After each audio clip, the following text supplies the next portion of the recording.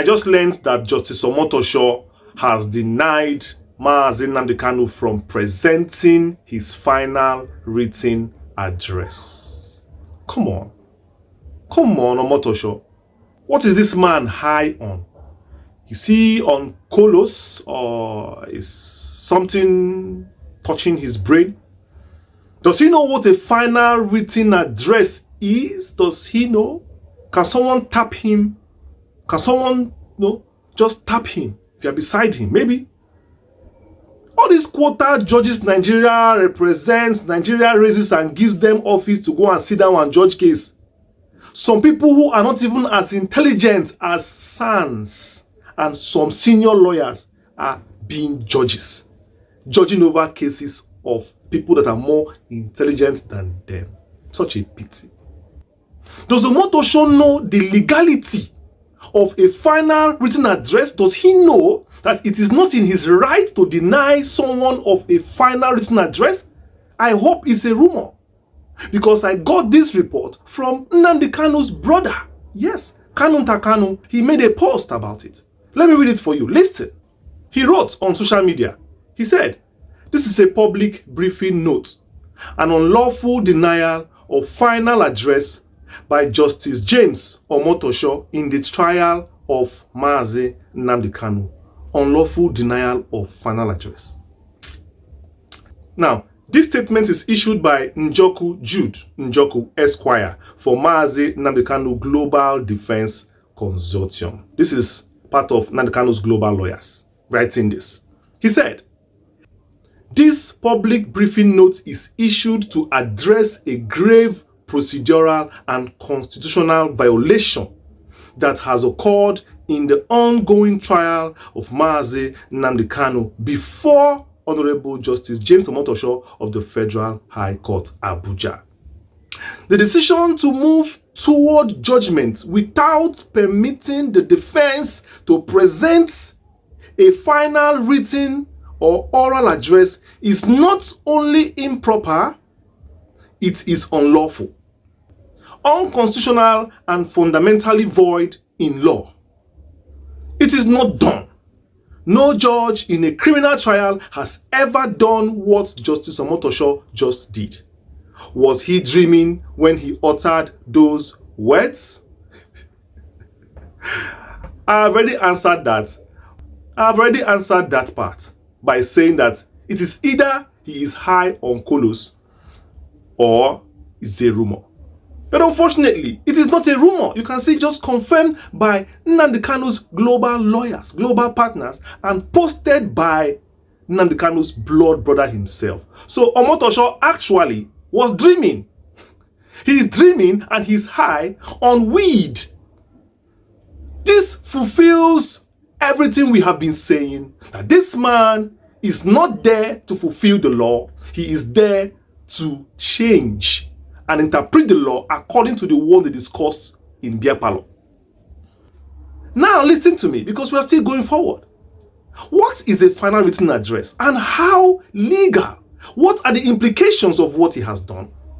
And I dug deep, and this is what I found about final written address and what it actually means. So listen, let me give it to you bit by bit. What is a final written address?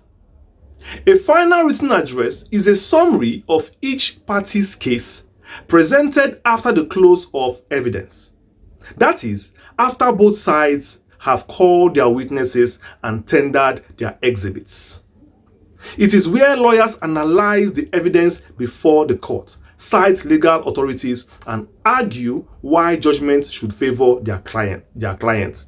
Essentially, it is the last opportunity for both sides to persuade the judge before judgment.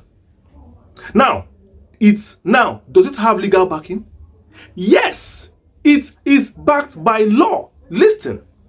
Section 294 subsection 1 of the 1999 Constitution, as amended, guarantees that every decision of a court must be based on evidence and arguments properly presented by the parties.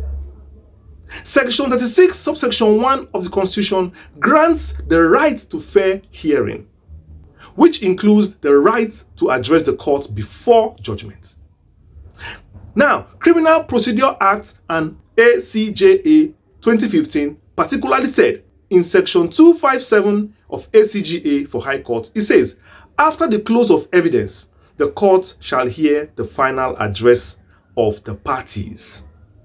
He also said that the word shall makes it mandatory, not optional. Whenever you see shall in the Constitution, it is mandatory. Now, if a defendant is denied the right to address the court, what happens? Listen, this is where it gets interesting. Denying the defendant or their counsel the opportunity to file or present a final written address is a serious breach of fair hearing under Section 36 of the Constitution. It is also a fatal error that can nullify the entire proceedings, because the judgment given without hearing final addresses is a nullity, is null and void. This is very, very clear. Any judgment given without final written address is null and void. Now you ask yourself, why is Omotosho doing this? Why is he trying to rush to judgment, skipping the part of final written address? That is where you should understand what is going on. Nnamdi Kanu has been giving them hot, serving him hot for some time now. His court has become, in fact, Omotosho's court has become as hot as a kettle. Every day he comes to court, he's just praying God that this case should end so that he goes back to sleep, so that he goes back to his normal life. His life is not normal ever since he started handling Nnamdi Kanu's case. And it's his fault. That is why he's trying to skip that part. Because he knows that if he opens the floor for Nnamdi Kanu will whitewash him. Nnamdi Kanu will talk and the world will hear. He's already becoming afraid of Nnamdi Kanu's personality and his voice. Why is he afraid? Why are you afraid of a man who should even be afraid of his own life? At this point, Nnamdi Kanu's life is at stake. And you want him to keep quiet? You want a man who you are trying to sentence to whatever, whether it is life imprisonment, whether it is many years, or even to the gallows. You expect that man to be a normal human being? Somebody who has been in cell, imprisonment, illegally? You want the man to behave civilized? What is civilized about the dungeon? What is civilized about the dungeon? Maybe you should go and try it. You should go and spend some time in the dungeon, in the DSS cell, to know whether it is okay. Nnamdi Kanu is behaving exactly how a man in that situation should behave. What do you expect from me? To be singing church song and be clapping hand and smiling with you? Is that what you want him to do? Now you want to do what you want to do. You don't want to say what he wants to say. Illegality. That is exactly how Nigeria's court has turned out to be. We are not surprised. This is Nigeria for you. But the problem is the impunity, the way at which blatantly in the eye of the law, you close your eyes. So shameful. How you can see something and pretend you did not see it.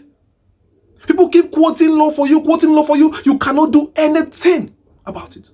You claim to be a judge? A judge? What kind of judge are you that you give judgments and people are not happy about the judgment?